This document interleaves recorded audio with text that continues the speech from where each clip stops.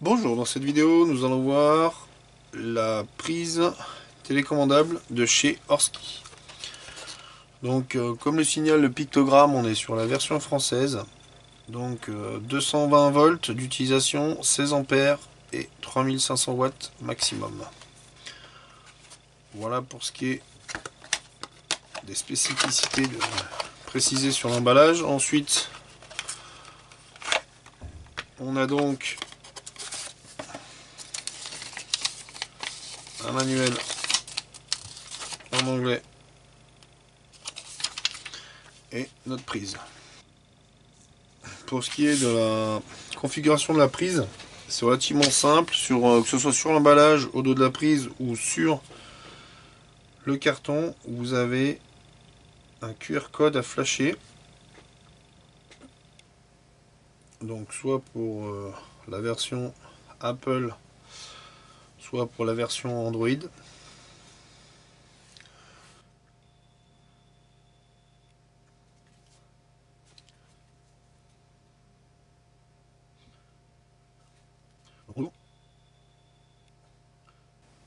Donc on va s'inscrire. On va synchroniser le téléphone avec la prise. Donc pour cela, on rentre notre code Wi-Fi et ici, il nous dit, une fois qu'il clignote, on met feu clignotant suivant.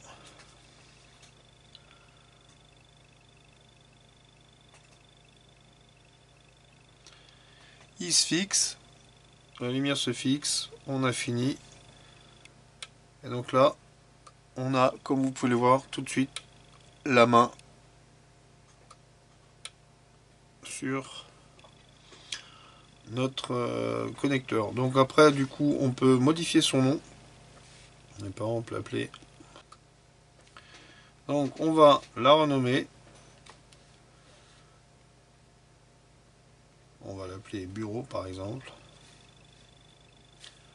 Il prend tout de suite en compte. Après on peut changer. Vous pouvez changer l'image. Donc soit prendre une photo.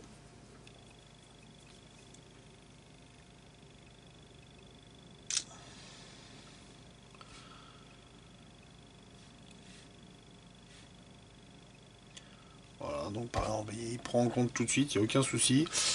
Donc là, je le commande en Wi-Fi. On l'allume, on l'éteint. Et donc vous avez l'inscription locale avec le Wi-Fi. Je vais passer en 4G. Donc on déconnecte le Wi-Fi. Comme vous pouvez voir, je suis passé en 4G. Et ici, il est plus en local, il est en éloigné. Donc il nous précise juste qu'on n'est pas sur le même réseau. Mais par contre, ça fonctionne sans problème. Voilà. On l'allume, on l'éteint. On peut monitorer aussi sa consommation. Alors là par exemple je suis sur un chauffage soufflant en position 1. Il m'annonce presque 1000 watts et je vais donc le passer en position 2.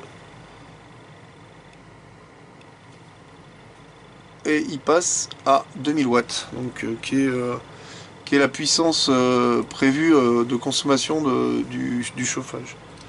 Donc on peut suivre en temps réel. Là je vais passer en mode soufflerie. Et on n'est plus qu'à 13 watts.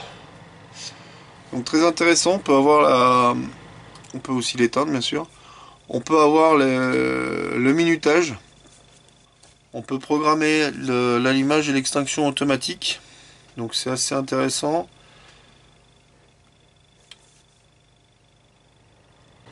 On peut consulter donc sa consommation d'énergie, ce que je trouve relativement bien.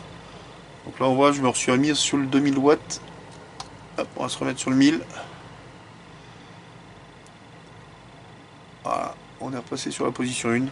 Donc franchement, c'est relativement intéressant pour ceux qui veulent se lancer dans la domotique à faible coût, tout en maîtrisant leur énergie. Cette vidéo est maintenant terminée. Je vous remercie d'avoir suivi. À bientôt!